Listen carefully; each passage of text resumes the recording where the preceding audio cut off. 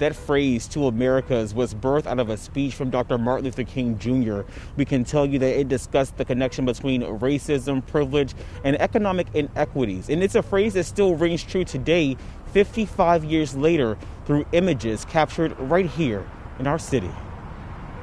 I can't breathe! I can't breathe! We're willing to risk our lives! Two paintings, two different stories. The art is kind of, it's just a perfect way for me to document what's going on and also kind of put my spin on it. Sean Perkins captured reality through his eyes and put it to canvas. My initial reaction to what was going on downtown was kind of just like pretty much shocked. He painted this piece after a pro-Trump mob rioted at the U.S. Capitol building last week. This looks like they were invited there. I mean, it looks like they're posing, they're taking pictures, they're having photo ops. You know, they're perfectly centered in the Congress Hall with the flag. And I'm like, it looks like a red carpet event.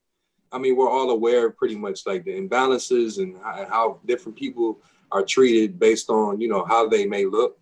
And so once I seen what type of people were inside and doing these type of things, it was kind of just like, we went from shock to like, wow, really? But compare the differences in this image Perkins painted last year after George Floyd was killed. It's called Breathing While Black. He's got a gun at his head. He's got a tear coming down, and his mouth is got an American flag over it, so he can't speak.